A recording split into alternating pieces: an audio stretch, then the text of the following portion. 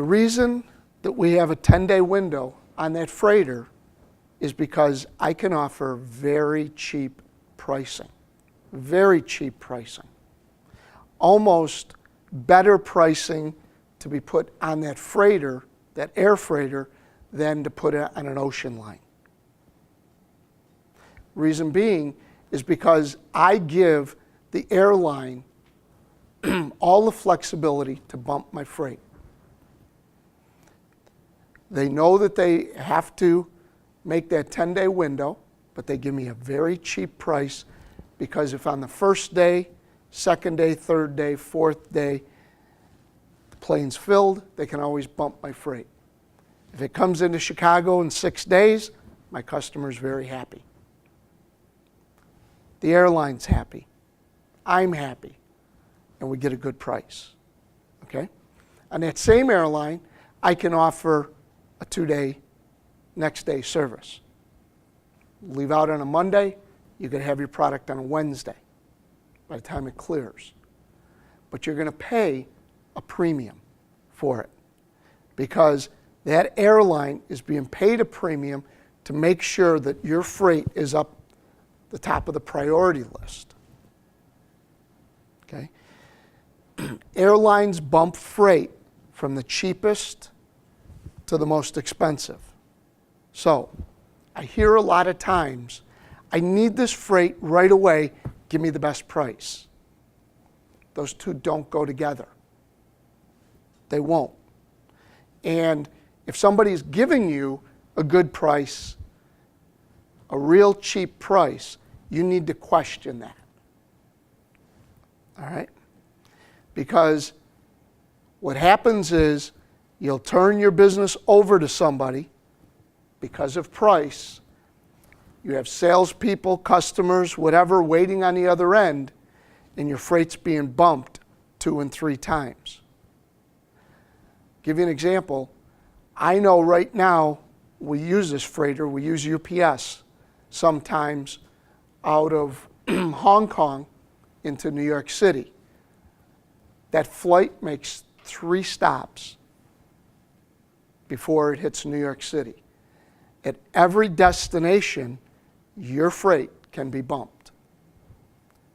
But by far, bar none, that is the cheapest air freight that I can offer somebody. Okay?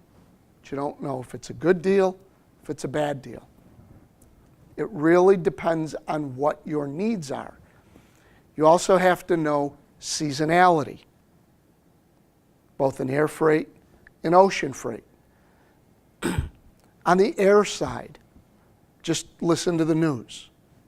If you hear something like Apple is coming out with a new product, Samsung's coming out with a new cell phone, something like that, and you know you're pulling product out of Taiwan, out of China, out of Japan, and your freight forwarder is giving you rock bottom air freight rates, you're heading for trouble. Okay?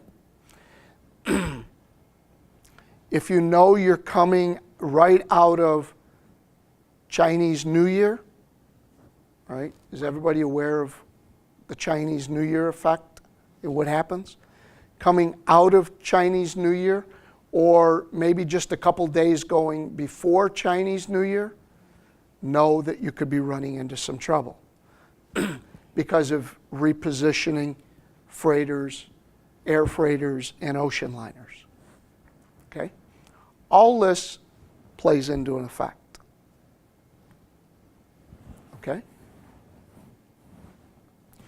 I've done a lot of talking there. Any comments about what I've said? Have you experienced it? Anything like that? I know you have, Jackie. All right? Again, and I made it very clear in the beginning, I'm not promoting my company. I'm talking about relationships with whoever your partner is. All right? And I also like to throw out, treat your freight forwarder and your customs broker like your accountant and your lawyers. All right? When you go see your accountant, you don't hold information back from them. Don't hold information back from your customs broker. Don't hold information back from your forwarder. All right? Because they're there to help you. But if you start the relationship in an adversarial relationship to start with, that's what you're going to get. Okay? And in the end, and we're going to see when we talk about INCOterms,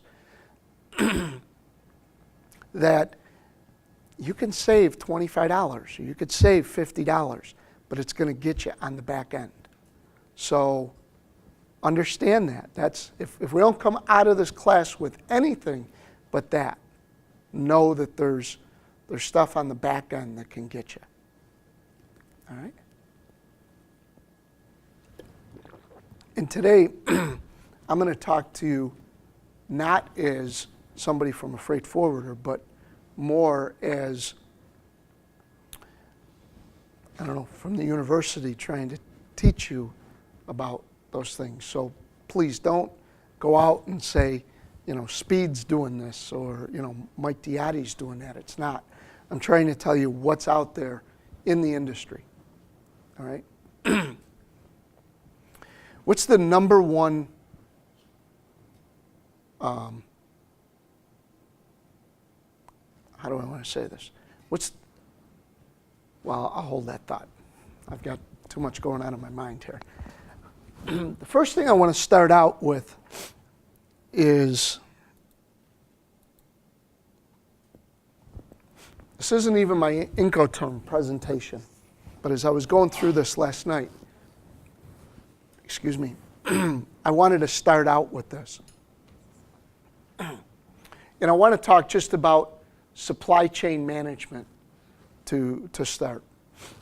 And supply chain management in any company encompasses a lot of different people, a lot of different departments, and a lot of different responsibilities. All right? And everybody plays a role in your supply chain management. And as you move from domestic shipping to international shipping, when you move from domestic sourcing to international sourcing, this plays a bigger part, okay?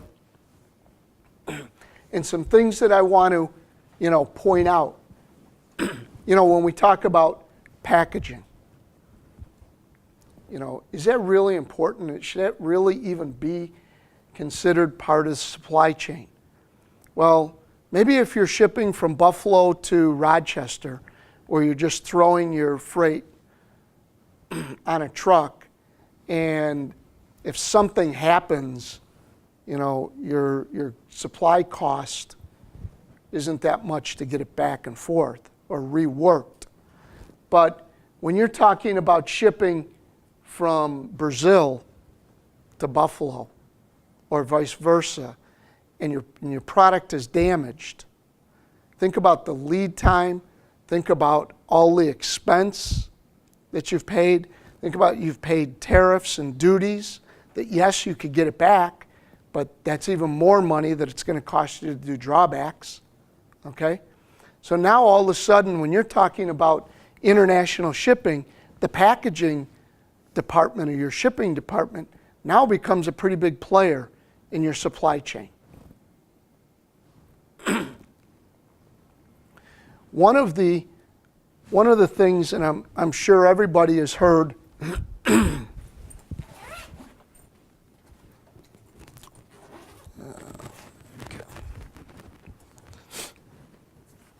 Let me get all my books out. I'm sure everybody's heard that there's new INCOterms.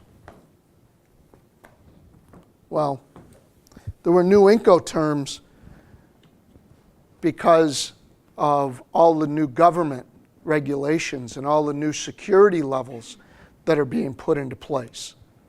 Okay? So now all of a sudden, your compliance department and your security department now become a bigger player in the international realm. So I just wanted to throw this up for just for you to start thinking about how everybody now plays a bigger role as you go internationally. Questions on that? Thoughts?